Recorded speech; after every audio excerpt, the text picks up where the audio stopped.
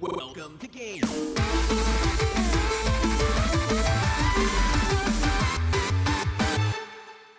Hey guys, and welcome to GTeaLive.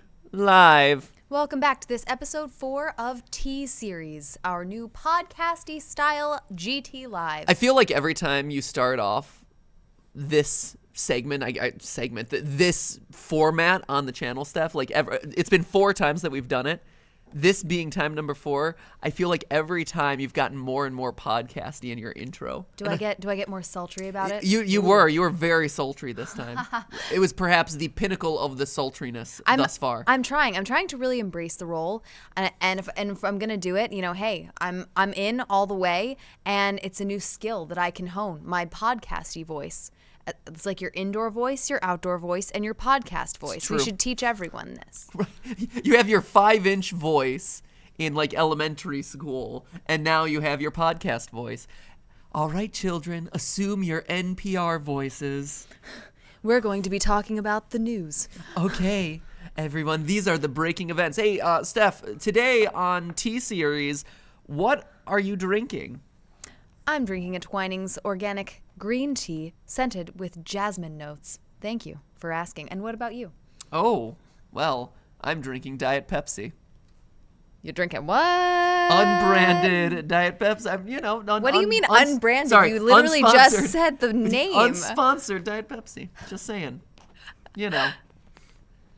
Wow. There might be some tea in my life going down with Diet Coke right now. They betrayed me, and so I've got to stand firm. Are you going to cover the story today on T-Series? We can cover it. We can talk about my beef. I got it's a beef. Perfect segue, actually. Why don't you talk about your beef? Explain why, instead of non-branded cola drink, you have officially made a changeover to Diet Pepsi. Sorry. And let us know about how your experience is going. Sorry, unbranded Diet Cola drink X is what I've been drinking lately on the streams, on the podcast, on the T-Series. But no, switching over to the old Diet Pepsi. There it is. Boom. Right there. Not sponsored in the slightest. Tell us about that. No, I'm just kind of salty. So after loyal followers, loyal theorists to everything that we do will know that I have 3 defining personality features. 1, I overanalyze things. 2, I'm a bit insecure. And 3, that I drink a lot of diet soda, specifically Diet Coke in particular. You are the loyalist fan of Diet Coke. If at least you have been up until now. If there's a 4th personality trait that the hardest hardcore fans will remember, is that I also like crystal stemware. That's actually true. It's a very obscure reference to a very old episode where I listed off personality traits about myself, and that is very true. I just appreciate gemstones and crystals and Swarovski crystals. I'm a big fan of. But anyway, for years, right, I've been making jokes about my Diet Coke addiction and how much I drink it, how much I love it, how I mix it with I just love Diet Coke. It's interesting. I would replace you being insecure with leather jackets. Yeah, structured outerwear. Structured outerwear in general. So Diet Coke, I'm not really that insecure. Structured outerwear, and the internet has made me more insecure. And super thinky, just in general. Yeah, thinky. So I have those kind of set personality traits, right? As far as the internet and especially game theory is concerned, those are kind of some of the recurring jokes. But and one of the other recurring things is that after years of me trying to get in touch with Diet Coke, we've always had this ships passing in the night sort of relationship. And by ships passing in the night, we mean we've met with them 6 times. We have, and they're always yes, we love your natural affinity for Diet Coke. You are genuinely and truly addicted to this. And hey, we should work together. And we have never actually been able to get together, do an actual partnership with them of any kind. We have tried so hard. The most we've ever, and Stephanie is not exaggerating when she says 6 times. I mean, we've talked to people who have bought ads for Diet Coke. We've talked Their directly marketing to Diet agencies. Coke. They have 9 marketing agencies. And it's tough. We've met with a bunch of different ones. We've crossed paths with a bunch of different ones. We even did a last minute video in the car where they're okay, I'm going into a meeting with Diet Coke, and we have the videos that you sent to us to show them as examples. But then it would also really help if you did a personal video vlog about how much you love how Diet much you Coke. appreciate it. And So I'm in the car, and Stephanie's filming me, and I literally had a Diet. I'm and I'm drinking it right now. So truly a loyal fan to this brand. And then all of a sudden, good old Jacksepticeye on Twitter starts petitioning Coke to start noticing him. Coke Zero, I believe it's or Vanilla Coke Zero was him like actively kind of targeting. He does like a tweet, and then he does like a second tweet, and is like, "Hey, what's the deal, Coke? Not acknowledging me." And then they're like, "Give this man a medal." It's unbelievable. It took like 2, maybe 3 tweets, and all of a sudden, like, Coke responds being like, "Whoa, here's a gold medallion specialty GIF just for you, Jacksepticeye." Matthew, don't you know their minimum threshold to talk to you is 20 million subscribers? That's what happens when you're a if mid-tier you don't influencer, If you guys. don't have the 20 mil, you ain't cutting it, okay? You have a paltry 11 and a half. On one channel. Everyone always Film Theory gets no respect. Poor Film Theory. Anyway, GTeaLive here. T-Series 2 million. 5 million followers on Twitter. Nothing. Mid-tier influencer. It's fine. It's a stigma that continues to haunt me. So anyway, I tweeted at Diet Coke, and I was disappointed with them. And I told them, "Hey, I'm switching to Diet Pepsi because I've been loyal to you, but you can't be loyal back to me." And that's where I am today. Yep. So it's over. No more unbranded. Matthew's going through the breakup right now. He's hard. Diet Pepsi is currently the rebound. We'll see where things shake out. Hopefully there'll be another long-term soda relationship in your future. Yeah, maybe I could just make my own at this point. But at this point, Diet Coke, you've been abusive too long. It's true. You've been the cruel. Been kicked. Yeah, you've like been the cruel abuser in this relationship for too long. Congratulations on finally getting out. It's a brave thing. Thank you. I'm taking steps for all of us. So anyway, no, it was and of across all those years of reaching out to Diet Coke and trying to get their attention, they did send us one thing once, and it appeared, I believe, briefly on the live stream. They sent us back when Diet Coke had that whole campaign about like each can is an individual artistic expression. Because each one was unique and had like a weird design on it. They're like, "Okay, get ready, Matt. We're sending you something special because you love Diet Coke so much." And I was really excited about it. And then they sent it to me, and I opened it up, and it was literally just a can of Diet. Actually, it was a glass bottle of Diet Coke that had the one-of-a-kind but it wasn't, design on it. It was like it was really dumb. It was really dumb. I could have bought it at Target for like $1. Yeah. So anyway, so that's Matthew's personal relationship journey with soda unfolding right in front of your eyes. That's my tea, and when I say tea, my carbonated beverage.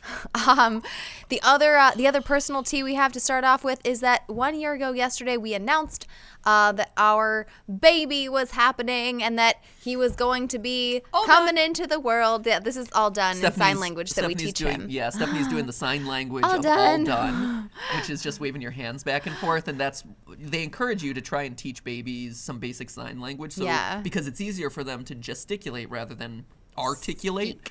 Yeah, and so all done, milk. Yeah, all sorts of stuff. Poop.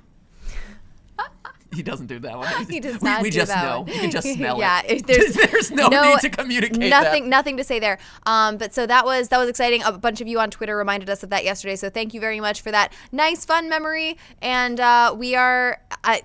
I'm personally having a lot more fun with him born.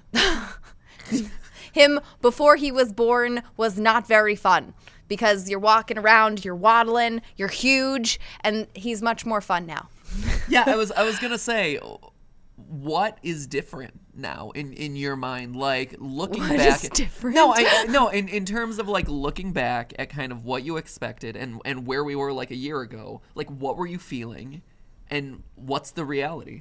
At this point last year, I was feeling really fat. I spent a good part of 2018 also feeling fat. Before he was born, because that's what happens when you're pregnant. You get fatter, and then you get fatter and fatter and fatter. But in terms of expectations for what he would be like, I sort of intentionally went in without a lot of expectations. I think putting external expectations on a baby from before they're born is, I'm not sure you should do that. It's pretty unfair. It seems like, the, but pregnancy not Oliver himself, but I meant like the pregnancy process and like what it's like to be a parent now. So in terms of what it's like to be a parent, it's just, again, like I said, I don't think it was something that I could have, like, there's no way you can predict that, right? And I intentionally didn't put expectations on what that would be like. It's obviously really hard, but it's also a lot of fun. Yeah. Yeah. Well, that was very brief and quick. I mean, I like that my Diet Coke saga took like 10 minutes for us to actively hash our way out of. And then for you, you're like, yeah, parenthood. It's a thing. No, I just wanted to mark the occasion. That was our personal tea. We got a lot of other stuff to talk about. I think we should get into it. What's more important, talking about Oliver or talking about James Charles, who is basically Oliver's age? He is. He's so young. He is the number one beauty influencer right now. I mean, that seems pretty important. I mean, it is. So is the birth of our child. How far along were you when we made the pregnancy announcement? 6 months. So, pretty good way. Ready to be done all the time, basically. Fair enough. Being pregnant's really hard. So, James Charles, for those of you who don't know, again, like, obviously this has started as a gaming show, but, for GTeaLive now, the T series of GTeaLive, we really like talking about things that we wouldn't get to address otherwise. And so one of those things would be talking about other verticals or other creators that we don't get to. We've been talking about PewDiePie back in episode 1. We were talking about Shane Dawson, in episode 2. And yeah, the big news this week, I would say, when it comes to YouTubers kind of growing and rising into fame is there's a new king when it comes to beauty, and it's James Charles, which if you haven't seen on your homepage, I would be surprised, or on the trending tab, because he is literally everywhere right now. I love that you cut off half his face as you cropped. That's okay. He's most. There you go. There it is. There's those voluptuous lips. I was gonna say he was most known for his eyes, but also he does have those big, really big lips.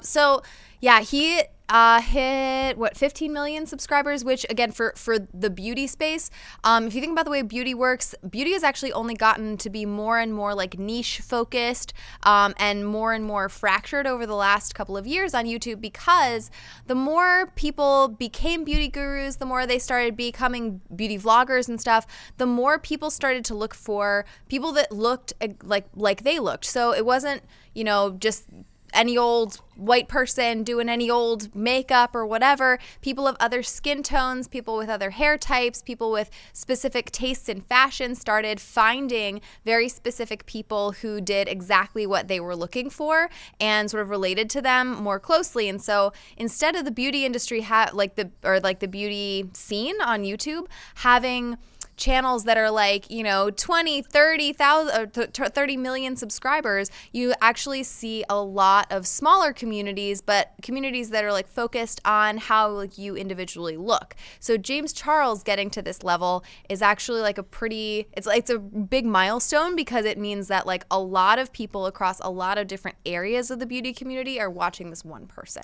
Yeah, it's really interesting. And this is something that we talk about a lot when we talk about YouTube, is if you look at subscriber culture across the platform, different verticals of content, right, have very different subscribership behaviors. So gaming, by its nature, is just more likely to have higher subscriber counts to get into the top rungs of being a top channel, right? So obviously, you have PewDiePie, who was formerly, known for his gaming stuff being number 1, but to be a top 100 gaming YouTube channel, I mean, for years, it's been a couple million subscribers. But if you want to be a top 10 beauty channel on YouTube, again, at this point, it's a couple million, but for a long time, it was maybe 2-3 million subscribers. It was far less than it took to be, a top gamer. And obviously other different content categories are even more separated, right? Educational channels have a lower threshold of subscribership. Vloggers have a much higher threshold of subscribership. And so you have different community. And so it's interesting, because when people look at, what is a top YouTube channel, they always kind of gravitate towards that subscribership number. But really, that kind of gives you a skewed perception because depending on what kind of content you make, you may be huge in your community, but your community is just structured differently, or you might not be that big. Like looking at a 5 million subscriber gaming channel compared to a 5 million subscriber beauty channel, that 5 million subscriber beauty channel is actually in a much more powerful position because in their community, they're much bigger than that 5 million subscriber gaming channel is in gaming because gaming's so massive. But James is a particularly interesting one because first off, because he is so young. I know I made the joke about him being like just the age of Oliver, but like he is very young. Yeah. Which I think is a big point in his favor. Like that's one of the things I think that helps a lot. I think he represents this the newer wave of YouTube viewers who are coming up, who are in high school, who have just gotten into college, like that wave of people who are watching a whole bunch of channels now and who really have like all the power on this platform, which is really cool. And he is like he's a representative for them in a lot of ways that I think are pretty interesting, right? So he's a guy, first of all, which when beauty started out on YouTube, I think the obvious thing to say is like that it was a lot of white girls, and now it's such a more diverse community. And so I've watched a lot of smoky eye tutorials. Oh my gosh, when Matthew had to do channel analytics, he watched a lot of beauty channels. I am a pro when it comes to a smoky eye. Can you at this teach point. me how to do it? Yes, Stephanie, I will. I'll be glad to. So first of all, he's a guy, and he was one of the, if not the first, male CoverGirl model. Oh, right. Because he worked directly with CoverGirl, and so their diversity and beauty campaigns, as well as other brands that he's worked with, helped sort of get him mainstream exposure while he was also building his YouTube brand. And he's been in this like really interesting position as like the spokesperson for like diversity in beauty and acceptance in beauty for a couple of years now. Yeah, I think it's interesting. So like the whole fact that he's younger, but also subscribership behavior in the beauty community has evolved, right? It's become more similar to some of the other content verticals at this point, whereas before a lot of the female viewership that was watching these beauty gurus back in the day, these lifestyle gurus, were less inclined to subscribe. Now subscription and hitting that subscribe button is such a huge part of kind of like the viewership behavior on YouTube. It's protocol across a lot more verticals at this point. And so him rising so quickly, because he started his channel 3 years ago, so for him to grow so quickly is actually really fascinating. And I think it is tied to him kind of appealing kind of to this new generation of YouTube viewer who just knows this, and this is the way that they engage with the platform. Yeah. The other thing that I'll call out with him that's particularly interesting is this idea of, yes, he's a beauty guru of sorts, but his videos aren't like just beauty focused. And I think that's really where the brilliance of what he does comes out, right? Where, I, as an independent viewer who doesn't really use makeup unless I'm doing like a stage production, I don't have a cause to watch Smoky Eye Tutorial number 100 or Outfit of the Day number 23. He usually reviews stuff, okay? He's not doing as many tutorials. Well, but he's that's reviewing. I know that's what I'm saying is he's either reviewing stuff or, more importantly, and I think that this is the more exciting thing, is he uses makeup as a content medium rather than as like the be-all end-all, right? I totally agree. It's almost like it's a React format, but for makeup, right? Anytime Jeffree Star does something to see whether it's, quote, Jeffree Star approved, which is like a format that he has. James Charles does something similar to test out new products that come onto the market. And it's us like ostensibly like it's about the makeup, but it's really about his reaction to the makeup. Well, it's a react. Not even like I would even go one step further, because a lot of his biggest videos and a lot of the ones that are doing so well when it comes to like the trending tab and stuff are like, I did a Bob Ross tutorial using makeup on my own face, or I gave myself a drag makeover, or I made Jenna Marbles into a much younger version of Jenna Marbles. I was gonna say he's made over a lot of celebrities. I think he's done Ariana Grande. He's done actually a bunch of people who are famous in like the traditional media world too. And I think again, like one of the other formats that he uses is interviews. Those are interviews. The way that he like stages the interview is through makeup, but it's really like a girl talk, like dish interview kind of thing. It's has almost nothing to do with the makeup. Yeah, and I think except for Jenna Marbles, because he made her look like she was 14, and that was like amazing. Well, whoa. And the essence of all of that, right, is this idea of it's appealing if you care about the makeup, but it's also appealing and watchable and interesting if you don't care at all, which is kind of where I'm at. Like, I don't care if the makeup is good or not, but like watching someone paint a Bob Ross mural on their face, like that's pretty funny. That's really interesting. You know, seeing someone undergo a drag transformation, that's really interesting. That's very cool.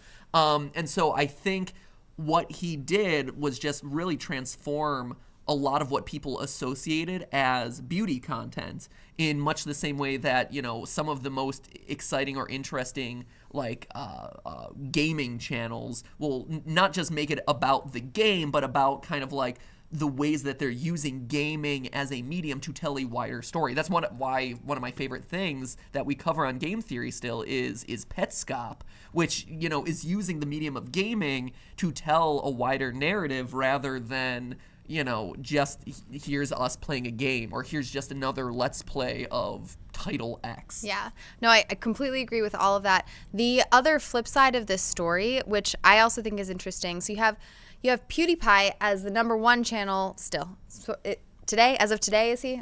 Probably. Yeah, I think he. Yeah, I think he's got a little leeway now. So him as the #1 as a whole, and you have James Charles as the #1 in beauty right now. Both of them have a controversial past. So, you know, PewDiePie has been called out for racist remarks in the past. So has James Charles. And it's interesting that people are actually, you know, even if mainstream media writes someone off, they certainly haven't written James Charles off, but they have written PewDiePie off. The internet sort of judges for themselves on whether someone has grown over time, whether they've said, I'm sorry, whether they've moved on, whether their behavior has improved over time. Because James Charles also has like a bit of a shady past with making racist remarks, not only in videos, but on tweets and in other places, and has had to apologize multiple times. And he has apologized quite a bit, and he's taken down the videos where he's been accused of saying racist things. But, you know, he also has a bit of a reputation for, I think, not only being kind of a diva, but also, you know, of like saying stuff that's really insensitive. But despite that, people have seen his growth over time. I think there's also been a lot of leeway because he's been very young, and he's been able to write stuff off as like, oh, I said that when I was young and stupid, but I'm better now. And people have been like, you know, okay, we're still following you, we're still here with you.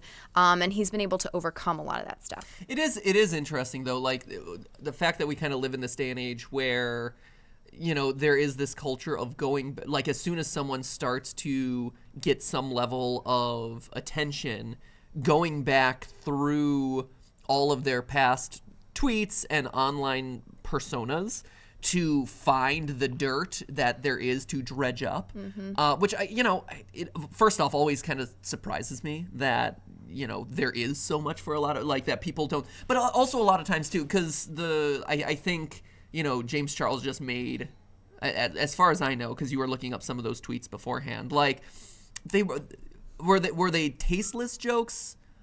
Yes. You know, but were they intentionally offensive? No. Yeah, would I call him like actively trying to be like aggressively No. You know, and I think in a lot of cases you find in this kind of like clickbait culture where, you know, everyone's trying to make the title that gets everyone to click on it and have a reaction to it and whatever. Like, by you clicking, you paid them. That's all that matters, right? And I think, you know, you have a lot of these instances where the headline will be one very extreme thing, and then you see the actual content, and you're like, oh, that wasn't as bad or like as unforgivable as the title made it seem. It's interesting, but I will say that is pretty fascinating to look at as far as, you know, no one online is safe, no content vertical is spotless, and it's you know, congratulations to him to have such success so quickly. Yeah. And is it weird to you to have a male is it concerning at all to have a male be kind of top of what many people would consider more of a female skewing content vertical? So it's an interesting question. If you had asked me 2 years ago, maybe 3 years ago, I would have been like, yeah, that's kind of weird, and I don't know how I feel about, guys being the face of this industry that should be about like female empowerment. But since then, my opinion has actually evolved quite a bit to really understand how makeup is just person empowering. It's not female empowering. It's just for everyone.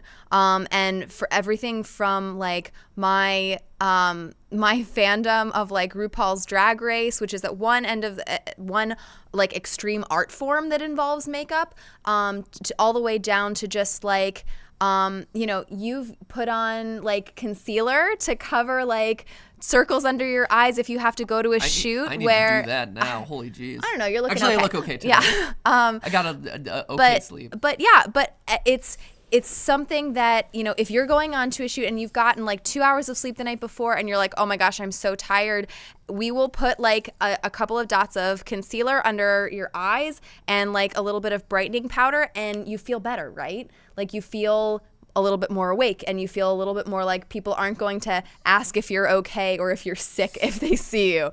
And that's nice, dying? Right? Slowly. So at this point, no, actually it's not weird. I almost don't even notice if it's, I notice if it's a guy or a girl, but I mostly notice the artistry of the makeup at this point. Like if I look at posters in Sephora or on like the outside of Morphe or something like that, I see the makeup. I don't necessarily associate the gender or sex or the orientation or whatever of the person wearing it. I'm like, oh, that's cool makeup. It looks really pigmented. It looks really sparkly. It's like that. I would want to try that. And I don't feel like I would necessarily want to try it less if I saw it on a guy. In fact, there are some makeups where, like, especially for stuff for your skin, guys have hair and they have like less even skin tone than girls have. And so if it looks good on a guy, it's probably going to look great on me. It's also interesting too, because the makeup community, the beauty community has done a really good job of kind of embracing the YouTubers and like the online like Instagram influencers and stuff into being celebrities of that genre, right? Of kind of, doing their own beauty products and being like these giant faces that are projected at the malls where you can buy makeup. In a very different way than a lot of other content verticals. And again, I bring up kind of gaming, where we just did the whole video on, hey, the media ignores all the good work that gaming YouTubers do. To this day, yes, there's been a little bit of strides made when it comes to acknowledging the contributions of gamers and recognizing them as important, kind of. But like, not to the extent that of the beauty community, would you say? I think that it's interesting that, gaming is to me, I think like a much more established medium on digital video, like in digital video, and yet, you still have gamers like Ninja is being held up, with a level of respect and is being acknowledged and, is a poster boy for like definitely Fortnite, TFU. Like there's a small handful of them, especially when it comes to Fortnite. But to this day, you don't see a lot of gamers standing up on stage at E3 promoting, whatever, like, hey, I'm Vanoss Gaming, and I've had a lot of success doing Far Cries in the past, and here's me being up on stage alongside Ubisoft to be, like, excited about the new Far Cry. Yeah, I mean, that would be really smart of Ubisoft, actually. No, I think it actually has to do with how personal makeup is, and how personal beauty is, right? It has to do with your self-identity in a lot of ways, and gaming also does, right?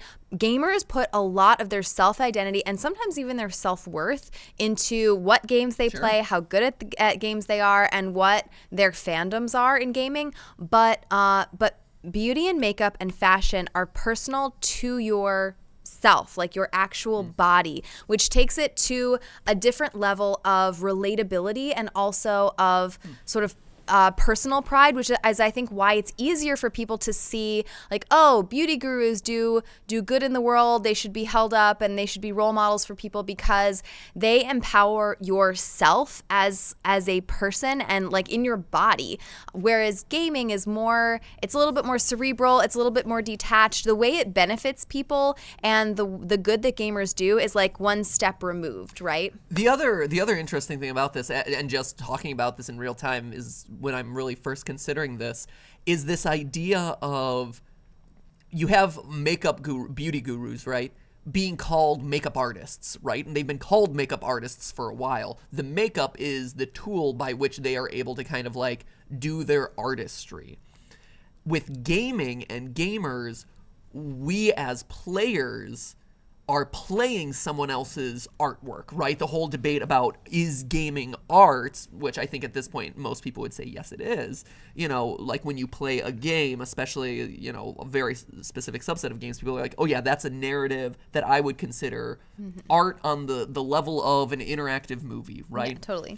And it's interesting because the artistry there then falls onto the game creator, not necessarily the game player. And so yes, you might be the best in the world at playing game X or whatever, but you're still not an artist. You are the best at playing someone else's art. It's really interesting. I never really stopped to consider it until this conversation right here, but I bet like all of that kind of factors into kind of these subliminal ways that people process or look at, you know, gamers versus other communities out there who are making content, making videos, things like that. The only other thing I would say to cap off this topic is to your question about is it weird for guys to be wearing makeup or does it feel threatening or whatever.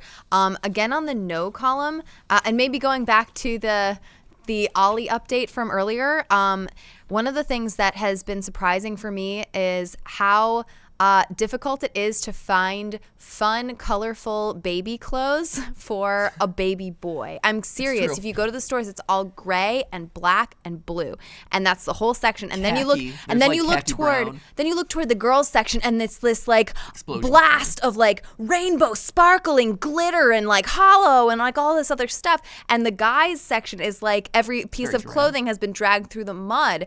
And so the idea that guys can play with color and texture and shimmer and all of this other stuff, I actually love that idea because I just think that little boys especially just don't get to have fun with any of that kind of thing in a way that feels socially acceptable sometimes. And so if James Charles inspires like little 6-year-old boys to, I don't know, try on purple eyeshadow, like why not? Like it's like face paint for little kids. It doesn't matter. It doesn't like mean anything about their identity or who they are other than that they like colors and maybe they want to try colors on their faces. I think girls shouldn't be the only ones who get to have fun with stuff like that. It is really interesting because there really is a difference. And it's funny too because you think of like, oh, baby clothes for boys are just going to be blue, but even with like it's not even blue so much anymore. Like gray. It's really drab all the time. I've been surprised, and it's not just, you know, we've gone to like multiple different baby stores, you know, we go to Target, like we look for clothes in a lot of different locations, and it is always much drabber when you're talking about boy colorations and boy clothing. It's very, very interesting. Yeah. Okay. All right. So anyway, that is James Charles. Congratulations. Oh no, I was just going to add in a couple of things from the chat and Twitter on that topic to get a well-rounded perspective on it. A couple of points that have been thrown out are that culturally, it is there are bigger problems internationally. Like in the U.S., no one is going to persecute you in any kind of legal way for wearing makeup or dressing however you want, no matter if you're a guy or a girl. But that is not the case in all areas of the world, especially places like the Middle East. But even in Japan.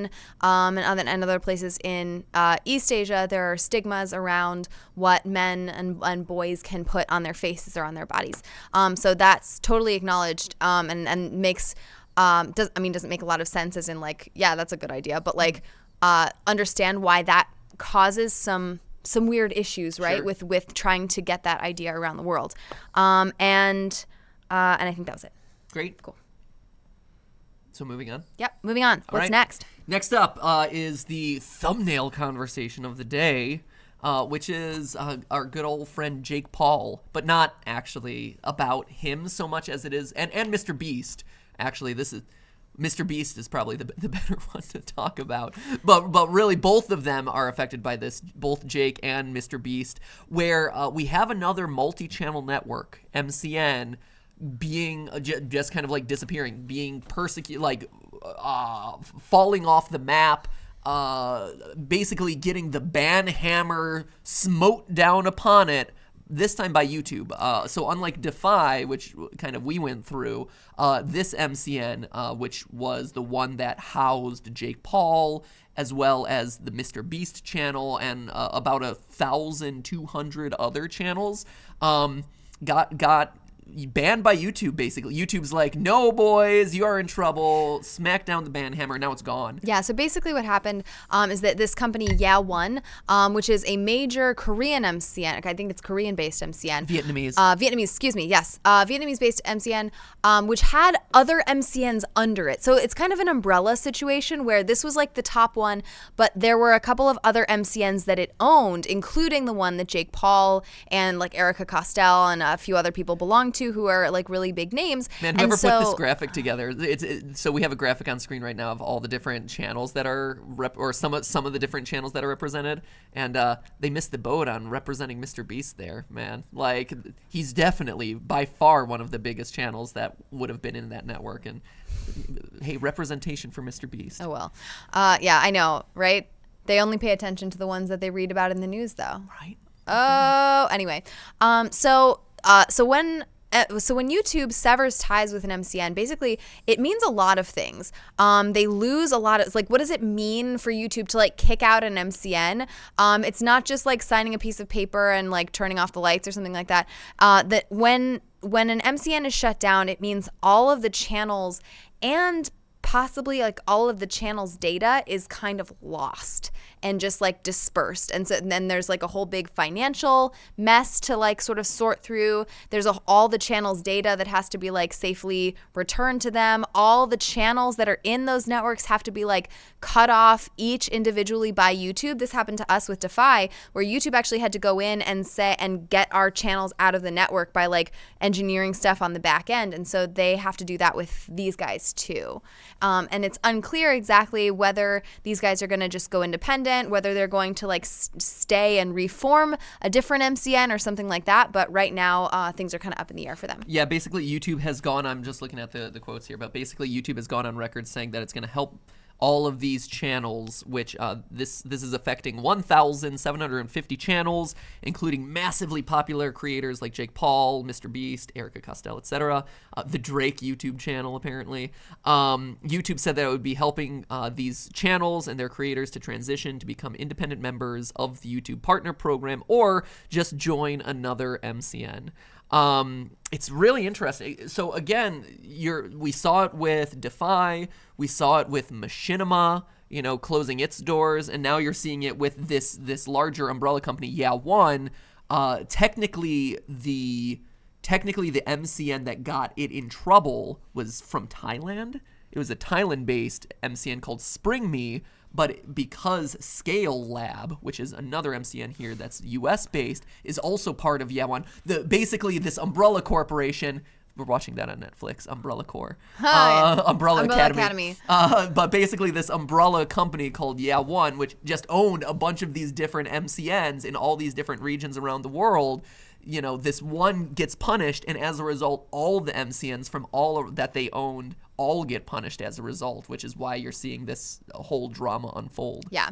And exactly. And it's really interesting, actually, because this is one of those areas where you're seeing like how far up these corporate ladders things go. Like, we think of YouTubers as being like, okay, it's just like a few people working together, having a YouTube channel, and YouTube businesses being like small and scrappy and stuff like that. But if you start to look into it, a lot of, especially the networks, are owned by huge media companies. I mean, like the biggest in the world, like the Comcasts and Viacom and Otter Media. I mean, like these chains go really far up. And if you start to look at everyone who's owned by everyone else, you realize that actually a lot of the YouTube networks are owned by the same people who run TV and who run movie studios, and some of the same people who don't like YouTubers very much. So it's a weird system. Well, I mean, they don't like YouTubers, but if they can profit off of them, Hey, why wouldn't they want to do that? That's kind of exactly what it comes down to. Everything just sort of follows money, right? And I think the interesting thing about this, right, is that YouTube has had a number of these MCN scandals at this point between Defy, this one, which was like a whole bunch of community guidelines problems and strikes and stuff, and they were like, no, this MCN like is totally not trustworthy. Machinima, Maker kicked out a whole bunch of their channels when they got bought by Disney. There's a whole big shakeup going on, and YouTube is, I think for the first time, kind of getting wise to a lot of, or acting on what they've probably known about for a long time about how shady a lot of MCNs are. And I think like I would put a stake in the ground and call it that 2019 is going to be a year where there's a lot of crackdown on MCNs, and YouTube is going to actively try to change that dynamic to take away a lot of their power. Yeah, it's one of those. So I was kind of being flippant when I'm like, why would we like them, but we can still profit off of them, sort of thing. And yeah, I no, but I think you're absolutely right. No, but I think it's 100% true. Even if you read some of the articles, Chris showed one up on screen on Tube Filter. There's another article on Tube Filter about this issue that goes more in depth about it. But if you look, the company, this One company that owned all of these different MCNs, it was a publicly traded company, and it lost like I think somewhere around $100 million because of like in its kind of valuation as a company because of this whole like banning by YouTube, because this one MCN that was, Thailand based and whatever had, $20 million of creator money flowing through it. And like I talked about in the Defy video, like we've been kind of talking about through the whole Defy saga, all of these companies were being propped up by a bunch of YouTube creator money, and they were using that money to basically broadcast out to the world. Look at how successful and profitable we are. And this is just another example of that happening. And so when all of a sudden, they're like, well, we're losing our creators, us, One as a company, am now out $20 million of revenue. Sorry, investors. Sorry, people who have, bought stock in us. The valuation plummets. And so you have this idea of these people who are looking to get rich quick by aggregating a bunch of YouTubers and then selling a lie of a story. And then when the bottom falls out, they're like, well, too bad. Well, at least we made our money. And they kind of run off, leaving a bunch of YouTubers kind of left holding the bag, leaving a bunch of employees at those companies being like, what happened? Where'd my company go? Yeah. It sucks, and it's shady, and it's unfortunate that the people who are kind of like running these underhanded businesses are getting away with it. But yeah, I agree with Stephanie here. I would say, this seems to be a big trend right now of, you saw the collapse of Defy, you see this company collapse, you see Machinima kind of collapse. I think YouTube is starting to put into place, and I think by the end of 2019, the multi-channel network, as it has been kind of like pivotal in the evolution and growth of digital video and specifically YouTubers as an entertainment medium, I think it's gone. I think YouTube is very actively trying to, circumvent these businesses and basically look for better solutions. They'll still kick around, but I think it's one of those things that like the pieces are in place for that business model to kind of end and for something new to kind of rise in the ranks and take its place. Yep, exactly. I'm excited. And good. Cheers to that. Yeah, it's overdue. A chink of the tea / Diet Coke. Diet Pepsi, sorry. Hey, yo. Diet Pepsi. So we'll see how those predictions unfold, but you heard it here.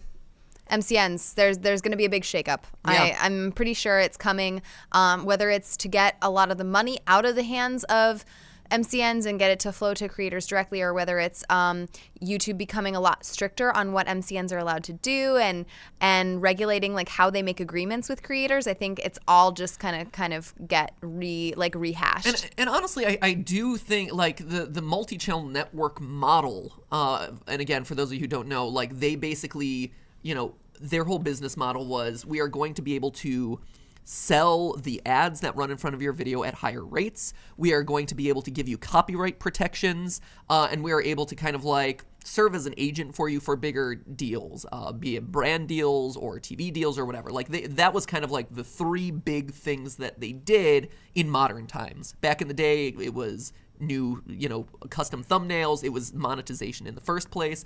But now it's very much copyright protection and very much about like ad sales. And I do think that, nowadays, and one of the problems that a lot of these companies had outside of being kind of founded on this idea of, let's take a bunch of creators' money and then like not deliver any results and hire too many people. But I think the other problem is they try to do too many things too fast. Right? Like if you're a company that is teaching YouTubers how to optimize themselves and grow their businesses, having a sales team that's selling brand deals and ad integrations, having a content management team who are protecting copyrights and this and that, having internal production teams that are producing, the MCNs, videos and channels and whatever they're doing on the side, like website teams, this and that. It's a lot. It's a lot of different businesses all structured under one thing, and when you're a business that's not actually earning money, like you have to have a lot of employees. That's a lot of overhead, and you're going to go bankrupt. Yep. Yeah, they did way too much. I totally agree. Just to cap off this issue in the chat, X Talvaro TX as well as Selenum called out that Scale Lab was bought back by its owner. Yeah, I believe that the offer was that Scale Lab could basically buy itself back for $12 million, which I think it did. And I don't know how they're like going to sort out the finances. Maybe their finances were like separate or whatever, but Scale Lab is on its own. It's like its own independent MCN now. So I'm sure there's still going to be like some shuffling around, but Scale Lab itself is still intact as far as I know. Yeah, Scale Lab actually bought it back. Bought itself back. Yeah, bought itself back, which is weird, for $12 million. The owners of Scale Lab, though, also had the opportunity to pocket an additional $8 million in management earnouts. Whatever those are. Free money, ladies and gentlemen. That's, Great. I don't know. I see these kind of like bonus structure because a couple weeks ago there was all this kind of like press made about how Electronic Arts, EA, their management was earning $14 million in bonuses, and you have here management. It looks so bad to say, like, to show that, and then be like, "Oh, and then guys, they fire a bunch of people. Yeah, we can't afford this. We got to fire a bunch of people." Like, what? You need to find a way to frame that story differently because it does not look good for you. Sorry, guys, we're EA. We're earning record amounts of money off of all the microtransactions that we're shoving into our games, and we're laying off 800 people. But this guy right here clearly earned that $14 million bonus that they were worth. Congratulate, like, you, sir, are single-handedly holding down the fort at this company. You deserve every penny of that $14 million. Scale Lab, congratulations. You sold your company to someone else, and then you bought it back for $12 million. So great decision there. Give yourself a prize of $8 million. Well done. Well done, everyone. Free money. Free money to everyone. Send it here, friends. I'll gladly take that. Help pay for that first floor that's mold infested. So we have time for a couple more topics. What's up next? All right, next up is conspiracy theories, which we all love, and is probably, by the nature of me saying it, getting this video throttled and demonetized. Dun dun dun. Speaking of, by the way, it is worth noting that and this is why we gotta start distributing these on podcast sources as well. Oh, so if you have any recommendations, let us know. But last week we talked about Captain Marvel versus Aleta Battle Angel, and that video got demonetized, not specifically because of the actress who plays Captain Marvel. Right? Is that right, Chris? We think it is either related to all the hoopla around Brie Larson. Or, you said her name! God! But we think it's actually the Mom Zero. Oh, Mamo? Mamo? Okay. Yeah. Oh. Well, okay, because it was interesting. So it was one of those two things, but we were debunking, like, we were talking very fairly about the one, and then we were debunking the other. And so that video got demonetized. We even had it manually reviewed, and they reinstated it. It was, it's one of the weirdest things. Yeah. There's a lot of hush hush on YouTube and stuff that is just like blanket banned, which is getting to be really kind of unfortunate. Well, you know what? One of the things, speaking of blanket banning, one of the things that's supposed to be banned is conspiracy theories, right? So YouTube has made it very clear, very public, that they are cracking down on conspiracy theory videos across YouTube. Oh, but Matthew, that's just because you're not important enough. If you were really popular, you could talk about whatever you wanted. Well, fun fact. So YouTube is starting to come under fire a little bit for the double standard that exists on conspiracy theory videos. Because first off, I think most of us are familiar with, and we talked about this a couple episodes ago of T-Series, about the success of the Shane Dawson miniseries that explicitly says conspiracy theories with Shane Dawson, and clearly not throttled in the slightest when it comes to, algorithmic sharing, because it had, 25, 30 million views across that series at this point. So clearly not really suffering in that front. But now we have a second example of large creators doing stuff that relates to conspiracy theories or questionable theories that also doesn't seem to be getting any sort of anti-traction or kind of being throttled by the algorithm. So here we went from one Paul brother, Jake Paul, moving over to our other good buddy, Logan Paul. So Logan Paul actually just released a trailer for his Flat Earth documentary, where he is, and based on the trailer, it's him going to like a Flat Earth convention. Yeah, it's not him it's not him directly talking about or like advocating for like flat earther stuff. But him like infiltrating a convention of flat earthers to see what it's really about and see if it's real and see if he gets convinced. Yeah, I mean, based on the trailer ends with him being like, guys, it's him standing up on stage at this Flat Earth convention telling the crowd, I'm coming out as a flat earther. So at least that's what it sounds like. And I mean, here's the thing. What I will say about this is that it is a genuinely interesting topic, right? It's doing what the Paul bros and to some extent Shane Dawson have become very good at over the last couple of years, which is taking stuff that is edgy, controversial, and sort of right at the edge of acceptability to even talk about on the platform, and then doing something with it, making a video about it, which is of course going to get a lot of people really interested.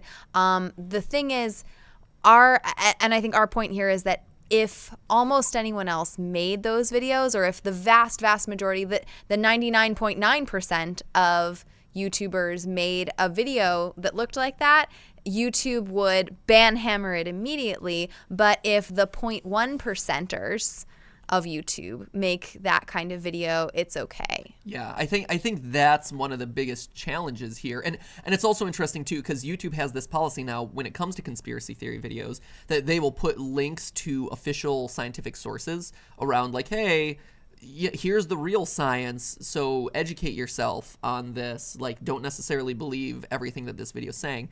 And YouTube has not, I mean, I guess they're kind of waiting to see how this thing goes, but when asked about like, hey, are you going to do that on this video about Flat Earth, they've been kind of sketchy about it, and it sounds like they're not really looking to do that right now. It's interesting, right? You do have kind of this idea, and when pressed about it, because I did read the interview with some of the YouTube reps when it came to how they feel about this documentary, what they're going to do, and why this trailer has been able to get so many views without, seemingly not throttled by the algorithm. They're like, hey, with these top creators, we don't feel like they're being artificially like disseminating lies or trying to convince people of whatever the topic that they're covering. They're covering it fairly or whatever. To which I don't know, like, looking at the trailer, it doesn't really, like, for this flat earth thing that Logan Paul is coming out with, it looks interesting. Like, I think talking to flat earthers about why they believe it is why they would believe it, contrary to all the evidence that exists out there. Like, I can see that being interesting. But to see a trailer come out where he's like, I'm going to come out as a flat earther, like, again, YouTubers are called influencers for a reason, and especially when you're the Pauls who have a very young audience, that sort of stuff is scary. And yes, it might start off as a meme or a joke or whatever, but like there is a subset out there who it could be a very bad influence too. Yeah, I totally agreed. And also, it's interesting. I think there are a number of things at play here, right? So Logan also did himself a bit of a service by picking like the most memeable of the band's topics, right? He picked one of the ones that people make a joke about. He picks one of the meme ones. He did not attend an anti-vaxxer convention, for instance, or something like that. And like those kinds of videos are also getting banned on YouTube.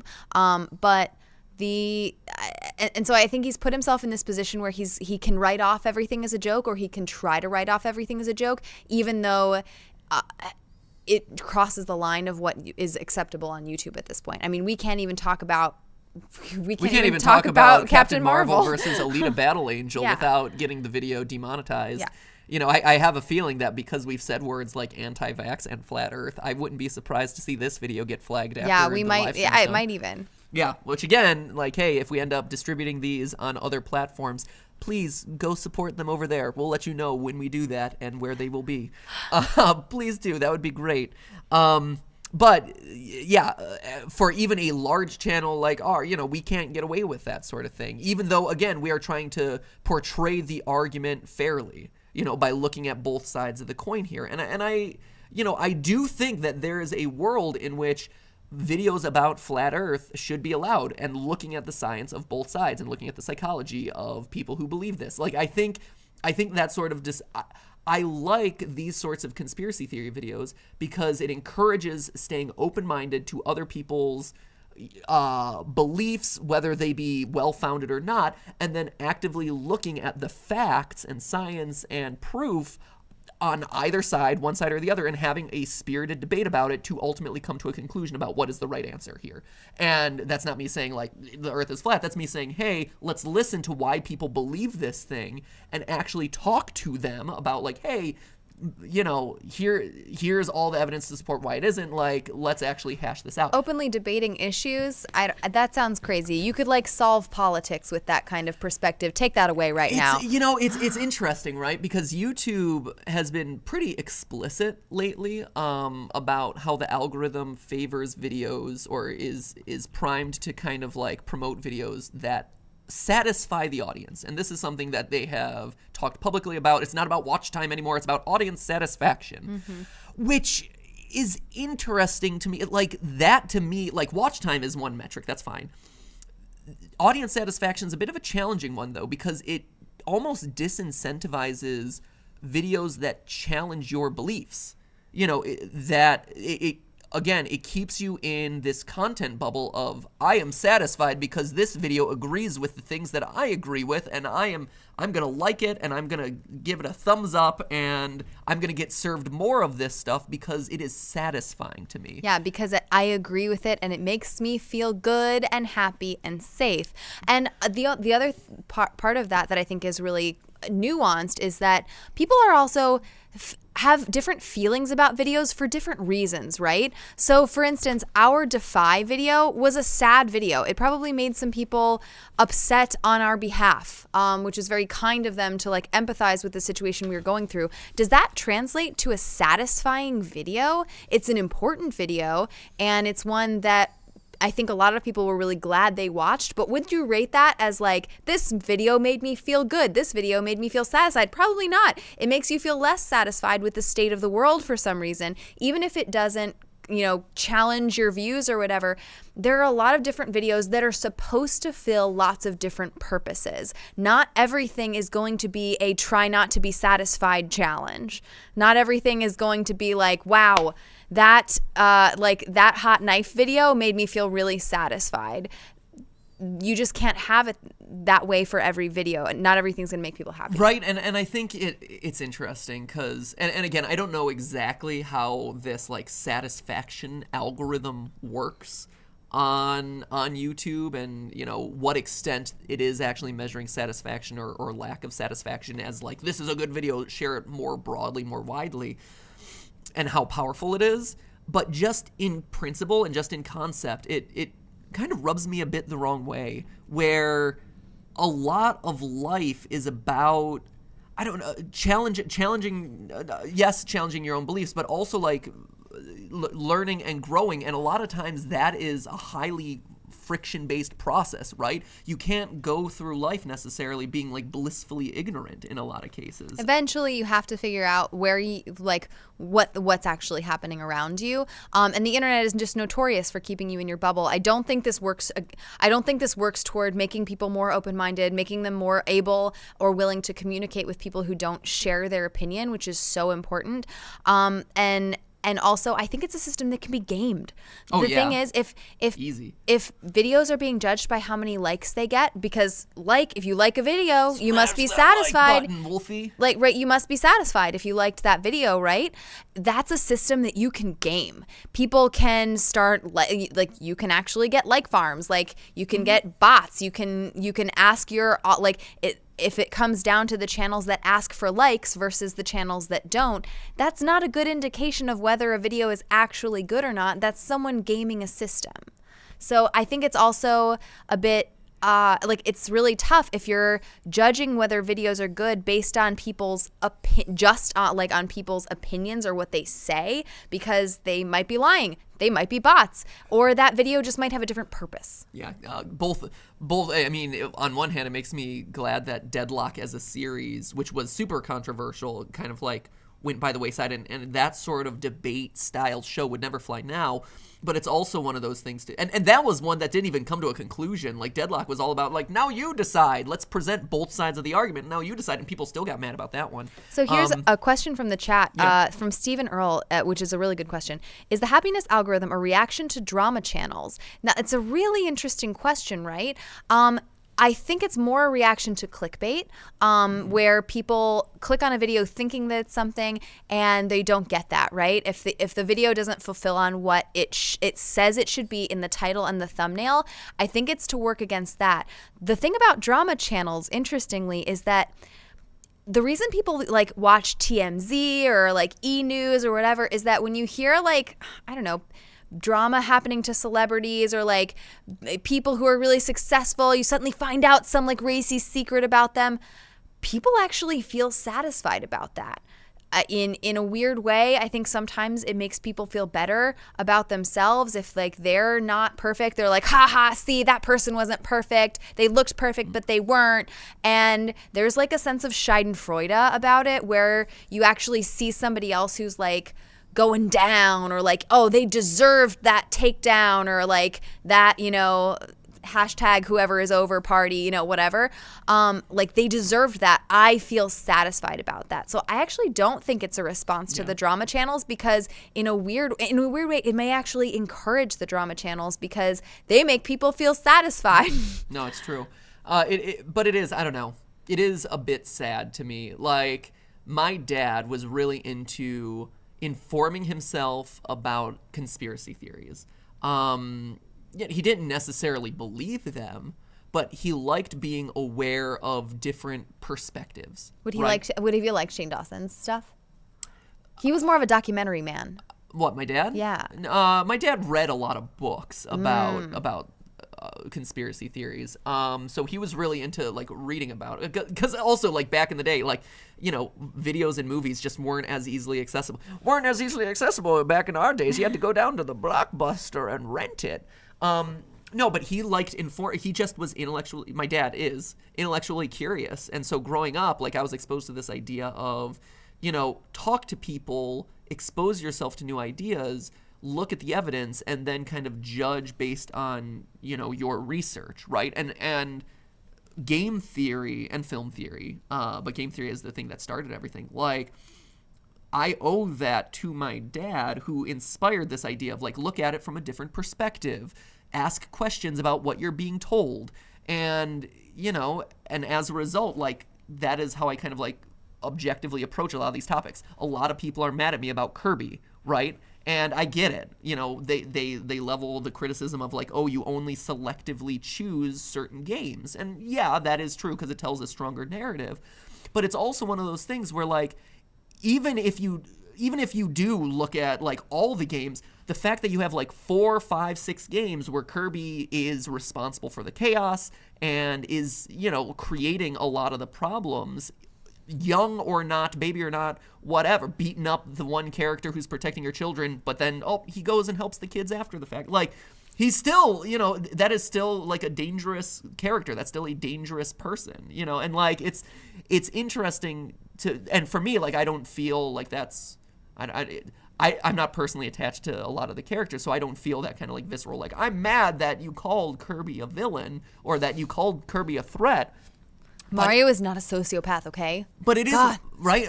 Sure, and that's fine. I like looking at it from both, history is written by the victors, right? And so it's fun to look at the stories that you're being told from the opposite perspective, but I know that makes a lot of people uncomfortable.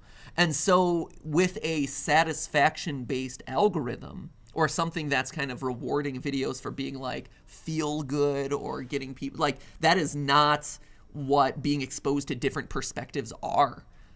A satisfying thing in a lot of cases is being exposed to something that tells you that your preconceived notions were right or that you are smart. And I'm not saying that game theory doesn't do those things, but I'm saying it like, hey, have you considered looking at it from a different perspective? And like, to me, that is a fun thought exercise, but for a lot of people it isn't.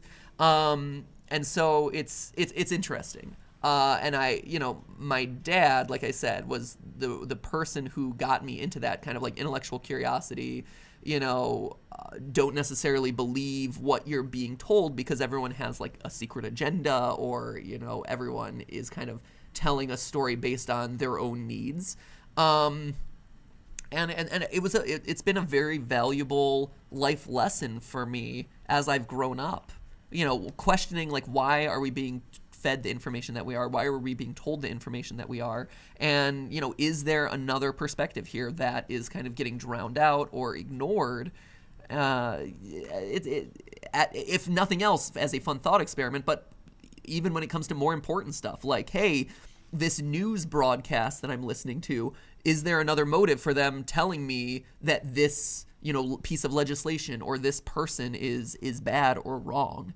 Where does that exist? Like, hey, this government official who's supporting X, Y, or Z bill or pushing to have X, Y, or Z happen, like, is there another motive there that could be driving that person's opinion? It's interesting to even loop it back to James Charles. Like, one of the things he got caught, or kind of got caught under fire, like, questioned on, was he was very vocal about, this beauty company reaching out to him for like, hey, include us in your top favorites, end of year favorites videos for holiday shopping guides or whatever, which is a thing that all beauty gurus do. And when he's like, how much are you willing to pay for the integration? They're like, oh, we don't have a budget. And James Charles on Twitter was very vocal about this idea of respect is a two-way street. How can you expect me to respect you when you're not approaching me with any sort of money? And the pushback that he got obviously was this idea of, from fans being like, hey, so you're telling us that you would be willing to say this thing is your favorite if they paid you to say it was your favorite. What if two brands asked for that? Are you just going to take the one that pays you more? Right. And I think that's the thing, right? Yeah. Like, and he came back with the response of like, oh, I only support products that are, that I truly believe in. But when you're ranting on Twitter about this brand, like when you're ranting on Twitter, like, I don't know. So that's a bit questionable. But again, it's another example of like, question what is being told to you. Yeah. And by the way, there's a lot of love on Twitter and in the chat for Deadlock. I loved Deadlock, guys. It was so much fun. I loved it. Deadlock. It made people too mad. Yeah, the problem was actually that people were so angry and not from a satisfaction algorithm standpoint. No, they were angry at each other and it was these really core fandoms who, really projected their personal identity and I think in a lot of cases their self-worth onto characters in video games.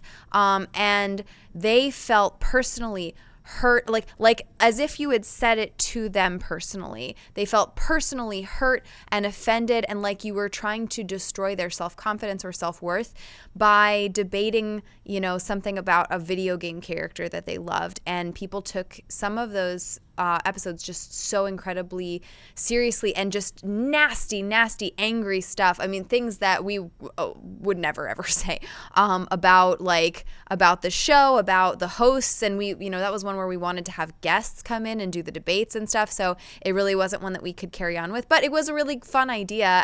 And for our money, we would have loved to have, like, had it around. I had a great time producing Deadlock. And for those of you who haven't seen Deadlock, it was really structured to be kind of like, hey, let's take the classic video game debates that exist out there and try to boil it down into all the kind of like key talking points that people use on both sides. And then the end of the day, it ultimately goes to the audience to fundamentally decide like who was the victor, which was the right one. We tried to keep it really fair and balanced by randomizing which of the two hosts, myself or whoever the guest was for an episode, argued which point. We tried to keep it fair by making sure that the scripts went through multiple rounds of like, hey, does this feel balanced enough? Does it feel like we've properly illustrated all the points that exist? But it was one of those ones that so many people were so irate about either both sides. Yeah, they were mad about everything. Yeah, there was no, and even though we ended it kind of on the open-ended question. Yeah, of we like, didn't have a wins. winner. It was like the chat should decide who wins. We're not going to decide who wins, but nothing was good enough for like the people who had like staked their whole identity on a video game character. And that's not, we don't do that ourselves personally, and I think a lot of the other people who we brought in as guests weren't attached enough to the characters. Like, we just drew random sides to be like, who argues on which side? We'll just pick a side. But it is still available on the channel if you ever want to go watch it. It's there. It was fun. Yeah. It was actually shockingly hard to produce too, because even though it was in front of the green screen, all the sprite animations and timing everything correct. It was brutal. It was a tough format to produce. We tried a couple iterations of it to try and simplify it a little bit, to make it a little easier and faster to produce too. But at the end of the day, just the level of frustration and anger and it just promoted a lot. At the end of the day, it ultimately kind of fed into this idea of like one thing being right, one thing being wrong, and gamers are contentious enough and they want to argue with each other enough. We didn't really need to add to that culture and bring negativity into the channel. Yeah, we had hoped it would have been more informative and kind of just like a more balanced kind of way to have these sorts of arguments. People don't want to have fun about it, though. They really didn't want to have fun with it. Anyway, long story short, that's where Deadlock went, and that tends to be what happened. Do we have anything else to go through? I think we're pretty close to time. Pretty close to time. I mean, we could finish it off, Stephanie, as far as, what do you think? Would you watch a singing competition on Twitch? I don't watch many singing competitions not on Twitch. So based on that, wow. I would tend to say maybe not. So yeah, Twitch is launching Stream Star, which is a singing competition that's going to have a $20,000 prize. So I got to be honest, like I know it was so cool when I was like in high school, college to like watch American Idol and stuff. No, not college, like middle school, I guess maybe. Yeah, American Idol's been along for a while. I guess it would have been really young actually. Like but in grade school. But for those of you youngsters out there, that's the earlier version of The Voice. Hey, but I was never into watching that, and that was when like the singing competition stuff was like at its coolest. And then I did not go on to watch The Voice. I did not go on to watch Masked Singer, all of that stuff.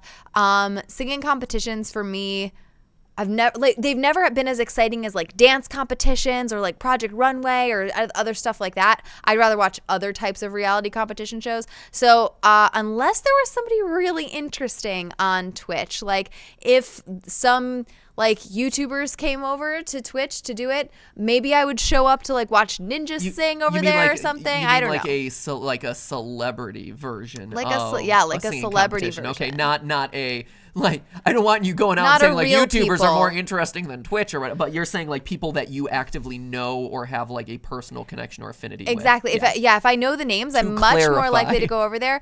I mean, I will say in general, and one of the reasons why I don't spend as much time on Twitch as I do on YouTube is because I think the culture of YouTube more closely aligns to me personally. But there's tons of awesome stuff on Twitch, but I would probably need to recognize the names to go over to watch a singing show there. Yeah, for me, like, I like the idea. I like it in concept. I think, in this day and age in which kind of like, I don't know, music on YouTube is very kind of stagnant and kind of based on like long gone are the days where you could just be like a cover artist on YouTube and kind of make a name for yourself, singing like your cover of Lady Gaga or whatever. Like there's still the possibility of doing that, but for the most part, like the music industry has really clamped down on that sort of stuff, and it's much harder now than it was before to actually be an independent musician on YouTube and experience a level of success.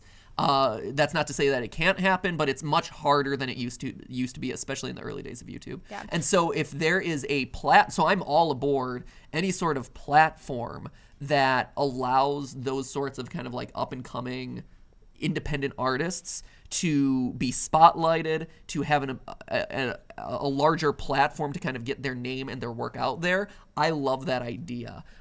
Is it the sort of thing that necessarily appeals to me? No. Is it the sort of thing that I think could work on Twitch? YouTube tried it with their whole like best cover ever YouTube Premium series, and that didn't go so well. There was only one season of that, I think. So like clearly that didn't really work all that well.